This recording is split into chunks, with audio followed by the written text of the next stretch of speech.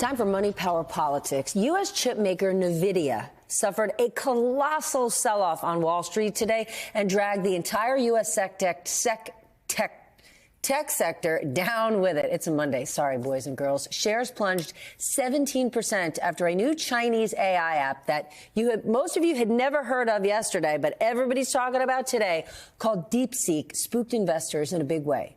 The plunge resulted in a market cap loss of close to $600 billion, the biggest drop ever for a U.S. company. News of the Chinese competitor comes just a few days after President Trump announced a multi-billion-dollar investment into AI development in the United States. Watch this. As you know, there's great competition for AI. What we want to do is we want to keep it in this country. China is a competitor and others are competitors. Technology and artificial intelligence, all made in the USA. So even if you're not a tech person, even if you are not an investor at all, we're about to explain to you why all of this matters. And I have the two best guests to do it. Brendan Greeley is here, contributing editor for the Financial Times, and Ron Insana, CNBC senior analyst and CEO of iFi.ai. Okay, Ron. It is not just that NVIDIA, for Wall Street folks, has been everybody's absolute favorite for the last few years. It's also that we have been told every aspect of our future is going to be centered around artificial intelligence, and that it will cost hundreds and hundreds of billion dollars for the United States to be the dominant force. What happened? Well, DeepSeek came up with an AI product that was similar to ChatGPT, and the final stages of that cost considerably less, $6 million.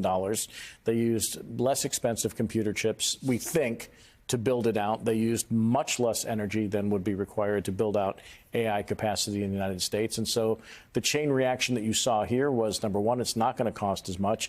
You may not have to buy the $100,000 NVIDIA chips. You may not need all that power. And so we saw energy sell off. We saw energy stocks sell off. We saw the technology sector sell off.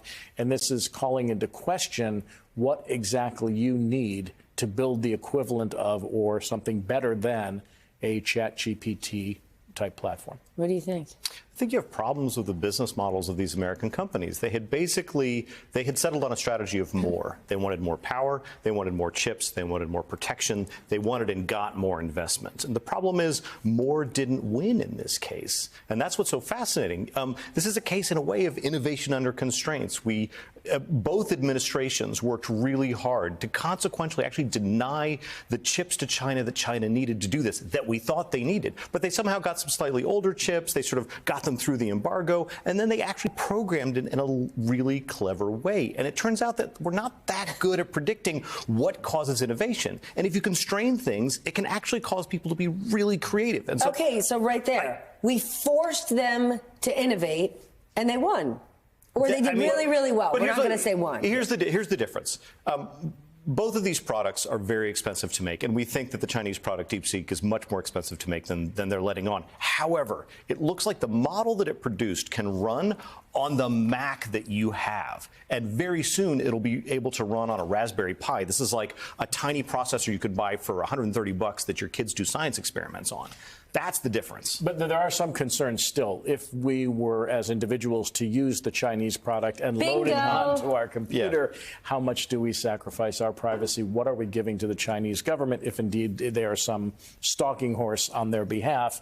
And so there are still the national security and privacy concerns that go along with this, even if it is the potentially cheaper, better product. Okay, but then how do you balance the two? Right. It was just several weeks ago that Congress passed a law to ban TikTok because of this idea. We do not want a Chinese-owned company to have this kind of information. Right. President Biden signed it. We thought, President Trump has put it on hold. But this company should we not have the same concerns? Yeah, sure. But there's also a problem with the way we're running this at home. These companies went to the federal government and they said, give us protection and we will help America dominate. And every time a company in any industry says that, I get a little nervous, and I'm sure Ron does too, because what that really means is that they're helping their investors and their shareholders dominate. And, I want you to slow this down and say it again. Okay. Because it wasn't like the Biden. So what you're doing is going back to the announcement that President Trump made with Sam Altman and other big AI companies. It wasn't that the Biden administration wasn't working working with them. They were. They absolutely were. But the Biden administration, especially in that executive order, wanted all sorts of rules and regulations to protect the American people. Once Trump got in office, they rolled up and said, yo, yo, yo, we're going to do all this stuff, but you need to take all the guardrails off. And he said, how big? 300 million? 500 million? Okay, I'm in.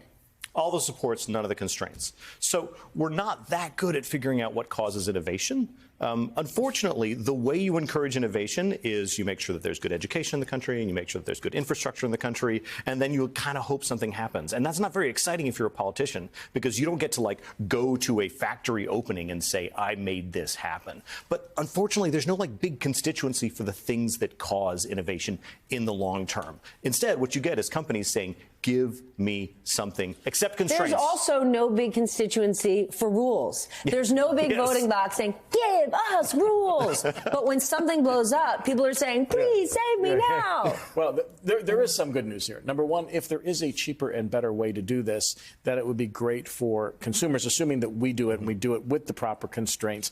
However, in the pipeline, in the venture capital community, for instance, there are people who have invested billions of dollars into this space. And if there is a cheaper alternative, their models, their investments might go south. So there are many layers to this, not the least of which remain the national security concerns. All right. Before we go, Scott Bessent confirmed as Treasury Secretary today. What are we in for?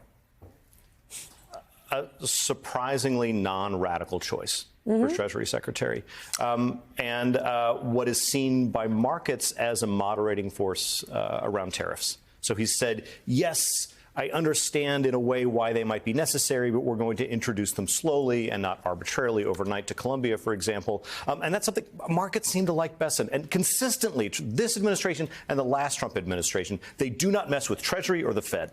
That is true, but guess what? But hold on tariffs, Donald Trump is going to say, how do you like me now? Look what he just did with Colombia. Well, he made demands, and within 24 hours, they said, thank you, sir. May I have another? Upon confirmation, Scott Bessent also came out and said he wants to cut taxes, and he would like to replace the income tax with a national sales tax, which is what's at least in part done in Europe. I don't know how popular that would be here in the United States, because you cannot collect the same type of revenue from a national sales tax than you can from income taxes. So this is something we've argued over now for most of my adult life.